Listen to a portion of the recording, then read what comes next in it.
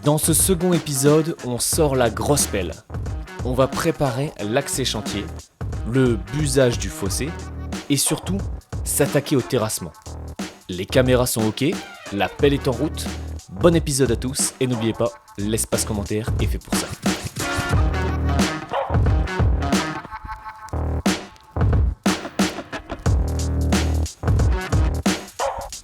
Alors comme vous le voyez, devant le terrain, j'ai un fossé.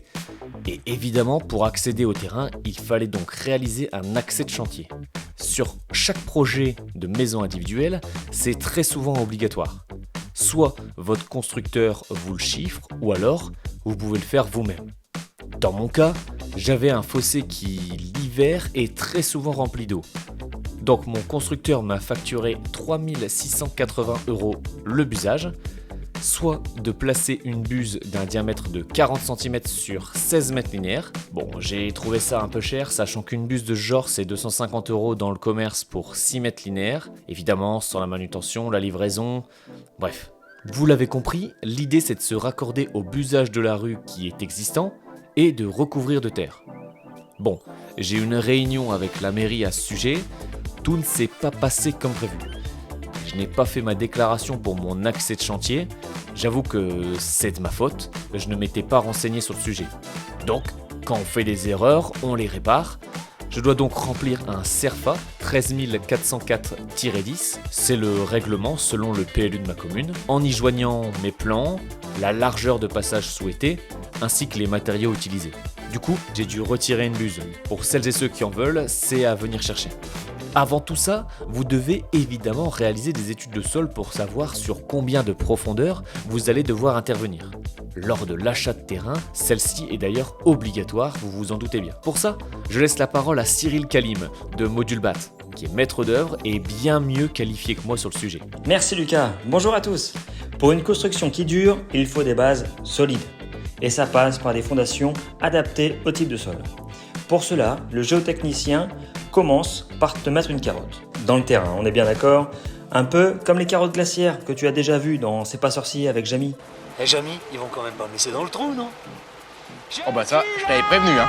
Après analyse, ça lui permet d'évaluer la stabilité et la capacité portante de ton sol, quel poids tu peux mettre dessus. De communiquer au maître d'œuvre et à l'entreprise des recommandations pour concevoir et réaliser des constructions sûres et durables. Tu as 3 catégories principales de fondations: superficielle, semi-profonde et profonde. Le géotechnicien recommandera un radier lorsque le sol est de mauvaise résistance ou s'il y a une présence d'eau souterraine. Donc n'hésite pas à faire appel à un géotechnicien sur ton projet. Salut les VPistes!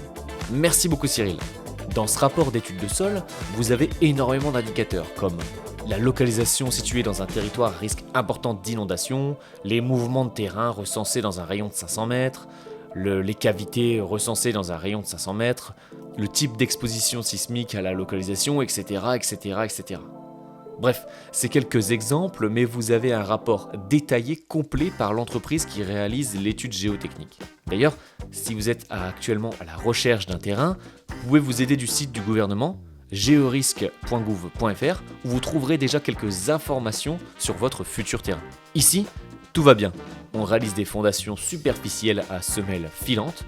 L'idée c'est de creuser pour pouvoir créer par la suite un vide sanitaire sur les fondations.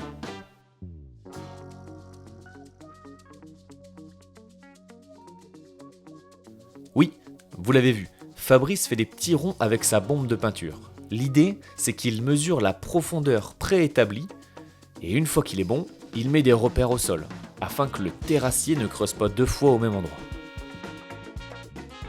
Une fois que c'est fait, il vous reste un mont de terre énorme. Une partie sera utilisée pour combler les côtés du vide sanitaire et l'autre, on verra ce qu'on en fera. Revenons à l'accès chantier. L'idée c'est de prendre des mélanges à 75% de cailloux, 20% de gravillon et 5% de terre. C'est ce qui coûte le moins cher entre nous. Bref, tout dépend de votre commune et du choix de votre constructeur. Ici, on va remplir cette zone de 38 mètres carrés. Pour maintenir tous ces cailloux, je vais devoir d'ailleurs créer une tête de pont. Ça ressemble à ça. Mais je vais probablement la fabriquer en cette époque. D'ailleurs, si vous avez d'autres idées, indiquez-les-moi en commentaire. Et de l'autre côté, je me raccorde à l'existant. Max, stop. Pour ceux qui m'ont posé la question, ce gros coffre en béton, c'est une cabine qui appartient à Enedis. C'est moche, certes, mais elle ne fait pas de bruit. Et puis, comme vous pouvez le voir sur les plans de Studio Atmos, on va faire un mur juste devant, donc on ne la verra plus.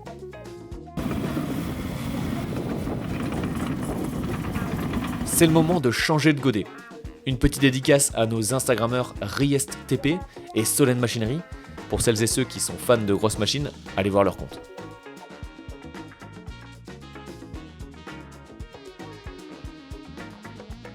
L'idée, c'est de creuser des fondations sur 70 cm, afin d'être hors gel.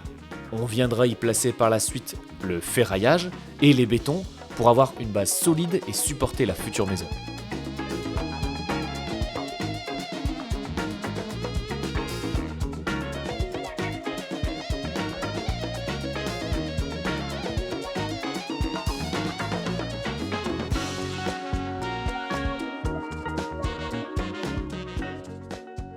En images, c'est mieux pour comprendre, voici le tracé des fondations. Alors n'oubliez pas de vous abonner, activer la cloche pour nous donner de la force et ne rien louper. Et on se retrouve prochainement pour le ferraillage et le coulage des bétons. Je vous dis à très vite, c'était Lucas pour VPI. Ciao!